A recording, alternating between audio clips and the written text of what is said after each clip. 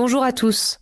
Bienvenue à Lingopay News in Easy French. Voici les principales actualités de ce lundi 6 avril 2026. Commençons par les événements qui marquent le monde d'aujourd'hui. L'Iran a rejeté un plan de cessez-le-feu alors que les combats avec les États-Unis et Israël se poursuivent. Les dirigeants ont posé des conditions, notamment la levée des sanctions et la sécurisation des voies maritimes, mais les tensions restent vives dans la région.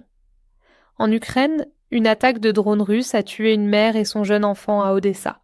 Les autorités craignent d'autres frappes, la guerre se poursuivant et les civils étant de plus en plus menacés. À Taïwan, un chef de l'opposition prévoit une visite en Chine.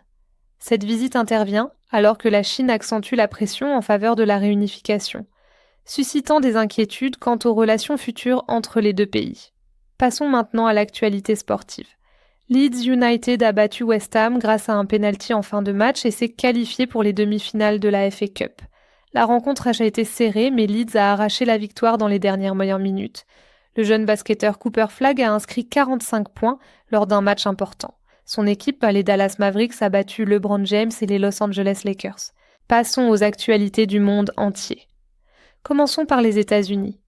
La mission Artemis II orbite autour de la Lune. 4 astronautes à bord du vaisseau spatial ont transmis de magnifiques images de la Terre à leurs proches. Le gouvernement américain souhaite instaurer de nouvelles taxes sur les produits étrangers.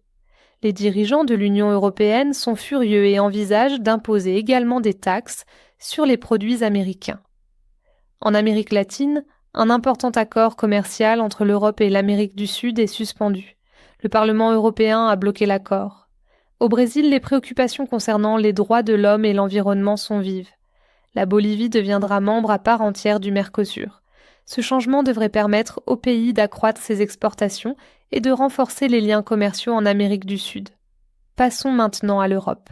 Le pape Léon XIII a célébré sa première veillée pascale en tant que nouveau chef de l'Église catholique. Il s'est exprimé à la basilique Saint-Pierre et a appelé à l'harmonie et à la paix dans un monde en proie lié à la guerre. L'Espagne prévoit de régulariser la situation d'un demi-million de migrants sans papier. Le gouvernement souhaite qu'ils travaillent et contribuent à l'économie. Enfin, passons à l'actualité internationale. La Corée du Sud rapporte que la Corée du Nord maintient une distance de sécurité avec l'Iran. La Corée du Nord ne souhaite pas s'impliquer dans le conflit qui sévit actuellement au Moyen-Orient. Au Yémen, la population est très inquiète. Des combattants houthis ont décidé de rejoindre le conflit en cours contre l'Iran. Les civils craignent que ce choix n'entraîne une escalade de la violence. Cela conclut nos principales nouvelles d'aujourd'hui. Merci de nous avoir rejoints sur Lingopay News in Easy French. Nous reviendrons bientôt avec une autre mise à jour sur les dernières nouvelles. Merci pour votre attention.